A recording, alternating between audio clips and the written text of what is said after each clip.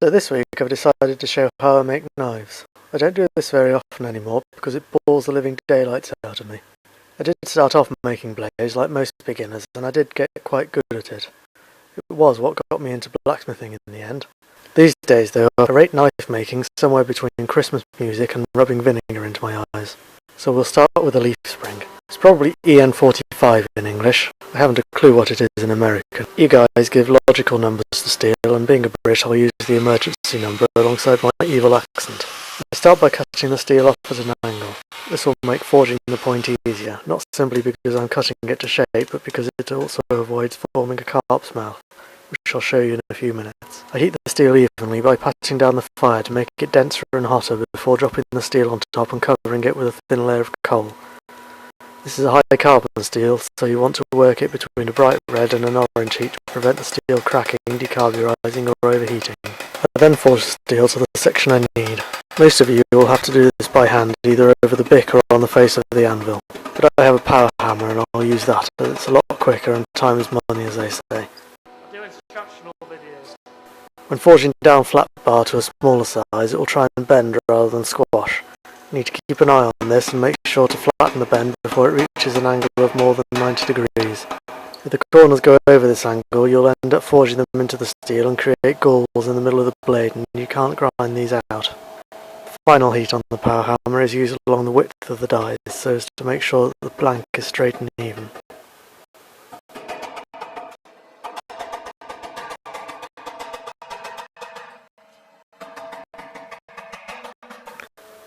The next thing to do is to form the point of the knife. To do this, I round off the angle left in the piece of steel. Keep an eye on the angle you use your hammer at. I see too many people trying to forge a curve by bringing the hammer straight down. As I mentioned before, I cut the steel at an angle to avoid forming a carp's mouth. This occurs when you forge a taper from a wide piece of steel and the two corners fold over to meet each other rather than forging down to a point, as demonstrated here. The carp's mouth is a gall which will extend deep into the blade, and if this occurs it will have to be ground or cut out.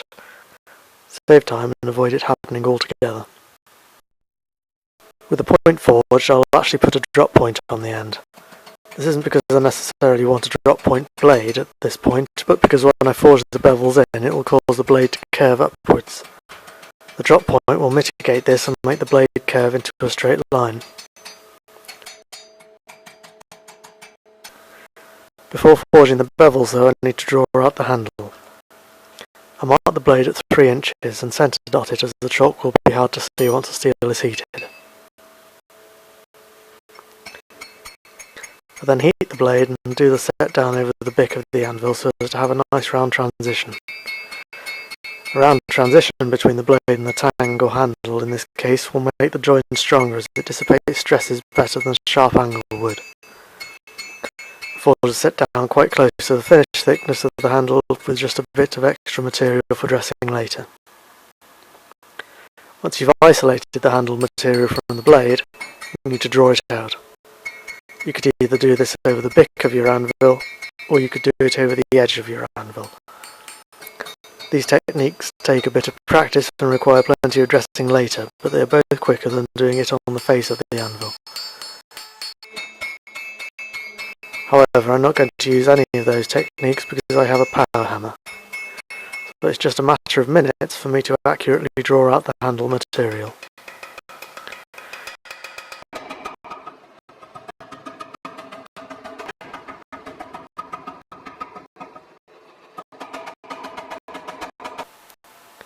Once I've drawn it out to a length of 9 inches, I take a final heat and knock the corners in. I want this handle to be a rectangular shape rather than a square shape, as this will give the handle a bit more strength.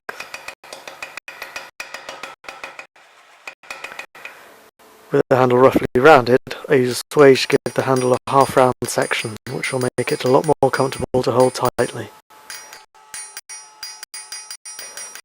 This process will give the curve a slight sharp edge, so I dress this out on the face of the anvil after swaging, though you could just file it out. With the handle roughed out, I look at the blade to handle transition. Heating at this stage can be quite tricky in a solid fuel forge. The handle material is quite thin, it heats up quicker than the rest of the knife, I can't quench off the excess heat because this is carbon steel. To deal with this, I bury the spine of the knife in the coal but leave the handle uncovered. This heats the whole lot up at a more even rate. Because of the set down, drawing out and swaging, the transition between the blade and the handle is a bit ugly. I push the steel into a straight line by hammering into the crook of the transition, and then forge out any lumps and bumps over the bick. This is the reason why I left this area slightly thicker than it needed to be, as the extra material is now being used to fill those lumps and bumps. I see many of these kinds of knives with this part left quite rough, and I really hate this. You want the length of your handle to be about 9 inches. This is because a 4.5 inch handle fits nicely into your hand. At least it does with me. You might be a short ass with smaller hands, I don't know. As everything is looking good so far, I forge a short taper onto the handle. You don't need to do this, it's just the style I'm using, as I'm going to put a little flick on the end to act as a sort of guard. I rotate the work 90 degrees between hammer blows to get the taper. See my video on tapers.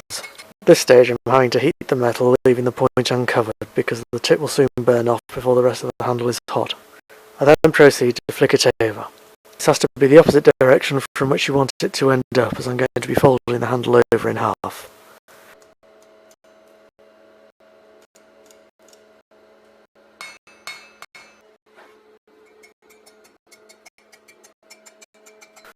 See, I told you I was going to fold it over. I do this over the point of the bick with light blows so as not to mark the steel.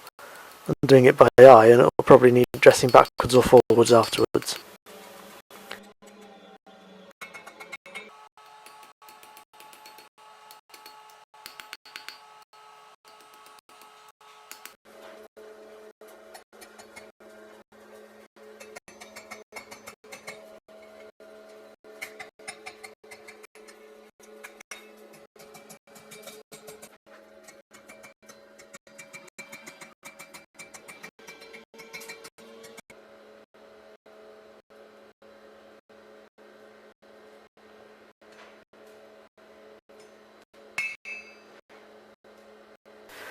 With the handle done, I forge the bevels into the edge.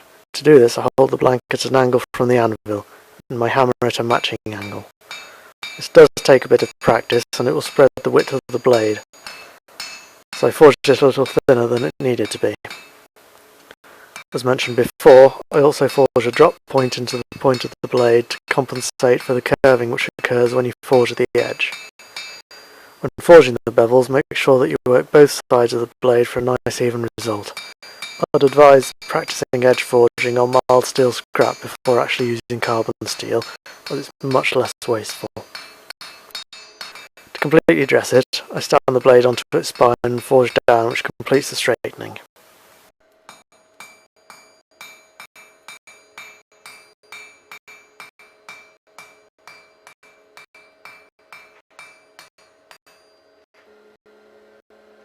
The blade usually needs a bit of straightening after forging the edges. With this done, I heat the blade evenly. Again, I pat down the fire to make it nice and dense and lay the blade on top. The camera doesn't really show the colours of the metal very well, but I'm looking for a dull cherry red. This is known as the critical temperature, and it is the point at which the steel will become non-magnetic. This is known as the Curie temperature, and is caused by the iron atoms becoming too agitated to form a magnetic field. Technically, it has nothing to do with the formation of austenite, but it is a good indicator. Anyway, when the steel is at that temperature, I bury it in sand and let it cool overnight. This is called annealing, and the slow cooling process makes the steel become softer, which will make it easier to grind the blade. With the steel softened, I go to the linisher. Using slow and regular movements, I grind the edge onto the blade. You want the edge to be central and about 1 millimetre thick, as we still need to heat treat the blade, and if the edge is too thin, it will either risk burning or cooling off before you quench it. Always grind with the edge or the point facing downwards. If you hold it upside down, it may dig into your belt or grinding disc, and this will cause it to catch and either shoot out of your hand or take a part of your hand with it. You may also need to have it surgically removed from your foot if you're lucky, or from just beneath your belt if you're unlucky. Equally, you can grind the edge with an angle grinder, making careful and regular movements. Again, be careful that the blade doesn't catch. You could also file it to shape. This is a lot safer and possibly more accurate if you're any good with a file.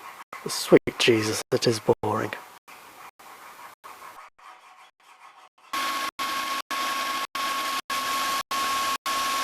I'll also grind the profile of the blade in order to have a straight edge.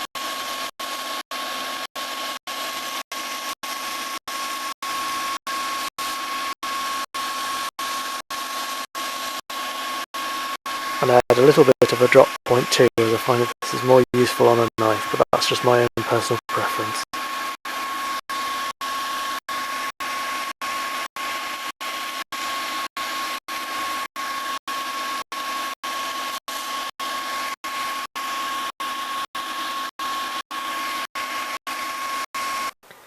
The last thing I do is to file what is called a choil onto the back end of the edge. This is usually round and is filed in with a round file. It makes it easier to take a sharp edge all the way to the back end of the blade. Quite often this part of the edge will end up thicker than the rest of it. If I had any sense and wasn't so bored, I would have put the choil in before roughing out the edge, so make sure you do that.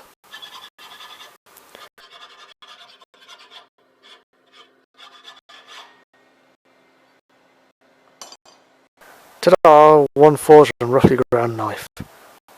Next week will be even more boring, as I'll cover the heat treatment of the blade with lots of more boring facts about why things work and why they don't, as well as what happens if you make a mistake.